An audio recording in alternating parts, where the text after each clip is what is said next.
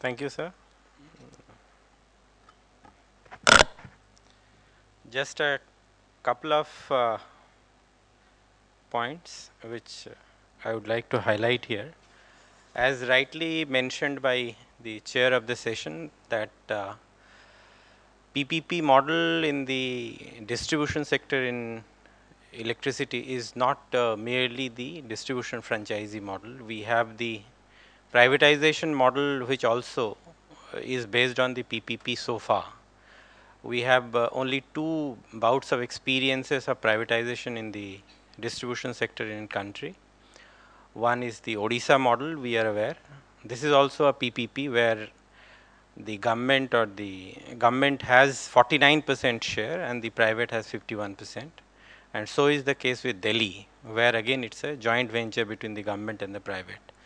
So this is one model of PPP, and the second model which is emerging and gaining currency is the distribution franchisee model. And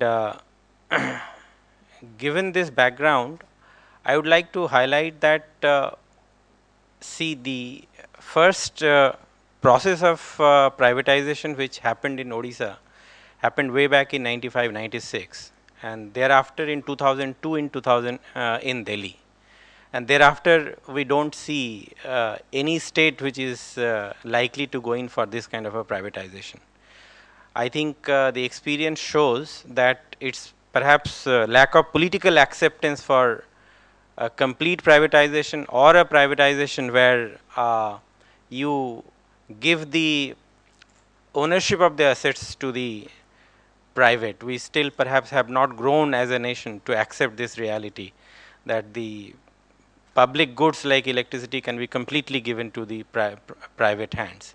And it is in this context that the distribution franchisee model assumes importance and a viable solution to address the most critical problem facing the power sector. And of course, we understand the most critical problem facing the power sector is the losses, the T&D losses, the distribution losses, or AT&C losses, we call by different name. And we have a couple of experiences of this DF model which has shown that this is really a potential instrument to bring down the losses. We have been in the franchise, in the distribution licensee model as well as in the government ownership model, we have been trying various measures to bring down losses. We have not been able to do so.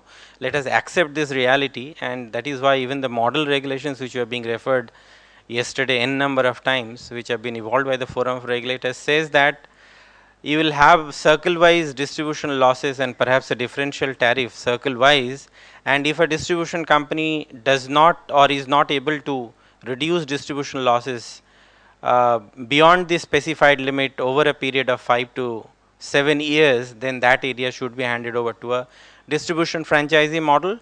And because we can expect dramatic results, especially in terms of reduction of losses in an area which is being franchised. And we have also learned from the distribution franchisee experiences in a couple of states that it's really a win-win situation for both the distribution company as well as the franchisee, because the distribution company gains gains in terms of a revenue which is more than what he was earlier recovering from the same area by supplying the same amount of energy, and the distribution franchisee earns through reduction of the losses. The details are perhaps, I mean, we don't have time to go into the details. So it's really a win-win situation which we have seen in Bhiwandi.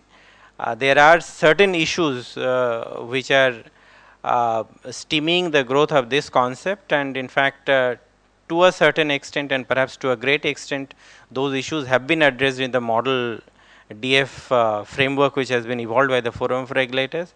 As rightly pointed out by Mr. Naveen Kapoor, capex is a big issue. The baseline, even Mr. Kachru mentioned that you need to firm up the baseline, and that is what has been really harped on by the in the DF model of FOR, that before you franchise out an area to a distribution franchisee, you need to do a third party auditing and get your baseline settled in terms of what is the current and present level of the AT&C losses, and what exactly is the capital expenditure requirement and other key parameters like the ABR before you franchise out. And if you are able to do this homework before you do the franchising, the kind of risks that generally a distribution franchisee perceives will be mitigated, and we will have a successful DF model. Thank you.